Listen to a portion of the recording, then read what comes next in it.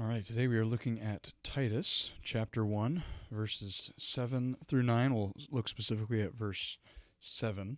So we'll start by reading it in the Greek and then reading through the New American Standard Translation. De gar ton episkopon anenkleton enai hos theou oikonomon me authade me orgilon, me paroinon, me plekte, me iskrakerde,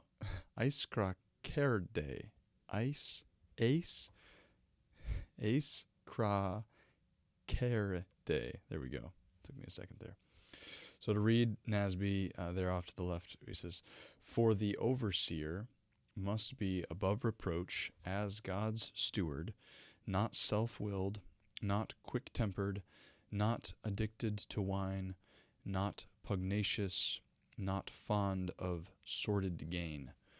So just to walk through these verses briefly, we have the conjunction here, for, an explanatory conjunction, probably tagged as such, logical explanatory conjunction, for, or gar. For, and then de is actually a verb, so packed into that is the concept of for, the must be, or it is necessary is the idea for it is necessary.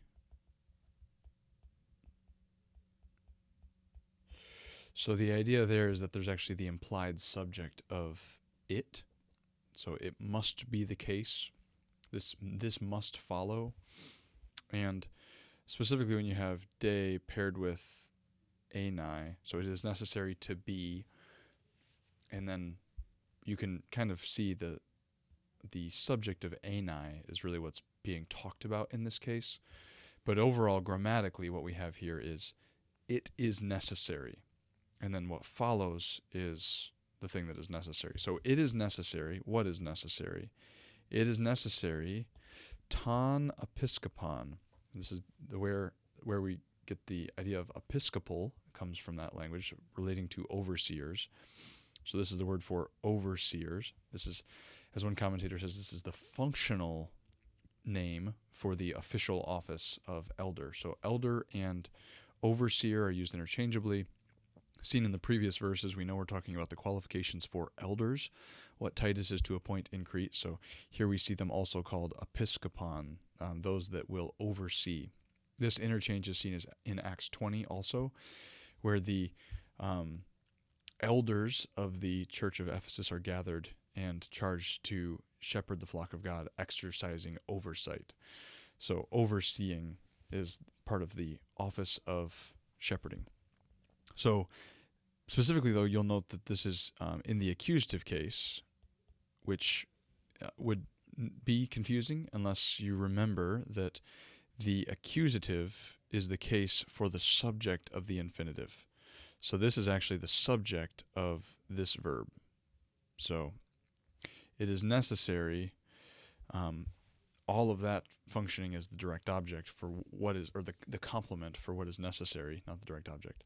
What is necessary? It is necessary for the elders, or the overseers, to be, and then anenkleton, blameless.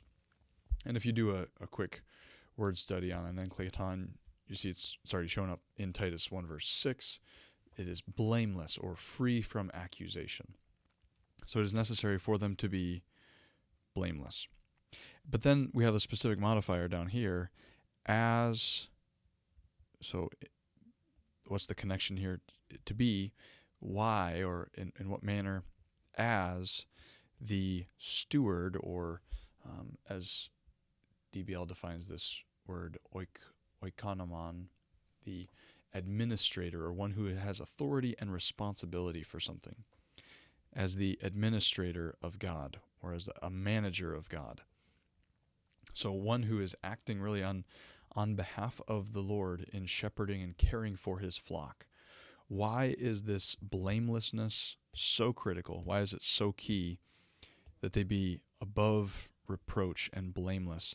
It's because they are operating as God's steward, as an administrator.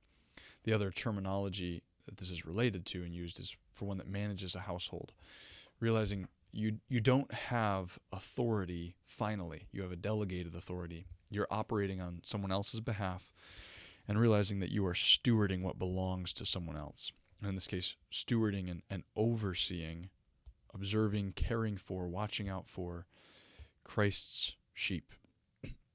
So that is what the overseer must be. The overseer must be above reproach. And this is, technically it's a negative word because of that, that's referred to as an alpha privative.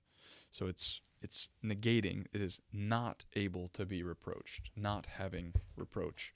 So we have the first negative here. So -1, we'll say. And then we have these may are also communicating negatives for all of these. We have negative number 1, negative 2, negative number 3, negative number 4, negative 5, and negative 6.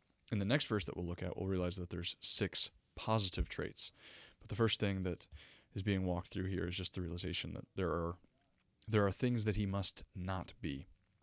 He must not be able to be reproached or to be under reproach. This next one, I will pull this out so we can see them both as we just kind of click through and see DBL's definition for all these. So not able to be reproached. Here we have not self-willed is how it's sometimes interpreted, or arrogant. So not arrogant. And this is overbearing or as a result of stubbornness and self-will. And then this next one, orgillon. This is given to anger, inclined to anger, quick-tempered, hot-tempered, short-tempered. All these ideas conveying really the same thing of just an angry person. And this is what he must not be. He must not be one of like, oh, he just has a short fuse. He must be characterized as having a control on his anger. This term paroinon is a compound word meaning a drunkard. It's historically, this terminology has been broken down to see, look, it's par, as in like with or near, and then oinon, wine. So it's been like literally he must not be one that's even near wine. That is really, I think, an over-amplification of that terminology. It is really, as DBL defines it, not a drunkard, or as BDAG works through this, one who is given to drinking too much wine, addicted to wine, a drunkard. So I think that is a good working definition of paroinos, even though if you looked through a historical approach and looked anachronistically back in time for that word in the 3rd, 4th, 5th century BC, you might be able to find something that's connected to, okay, yeah, the original root of that is 2 separate words, but as it was used in the 1st century, it was just an understanding of one who was a drunkard. So this 5th one is a placatane, and this is one who is a bully, a violent, or they use the word, the old pugnacious man, not a bully. I'll write in that one, not a drunkard. And then lastly here we have the this is a hard one to pronounce, Iskera Kerde. This word meaning not a, let me double click on that there, shamefully greedy, or I think the old translation of NASB is somewhat outdated now. Fond of sordid gain, shameful gain, improper gain, going after things for the wrong reason, wrong motives. So not fond of shameful gain, or basically going after money. So if you have a elder who's going after it for the money, there's no way he's going to be able to watch over, to care for, to look after, as that episkopon word implies. There's no way he's going to be able to look after God's flock as a steward of God if he's in it for the financial gain and in it for the money. So he must not be a greedy man. So these are 6 things that the overseer must not be. In verse 8, we'll look at the things that he must be.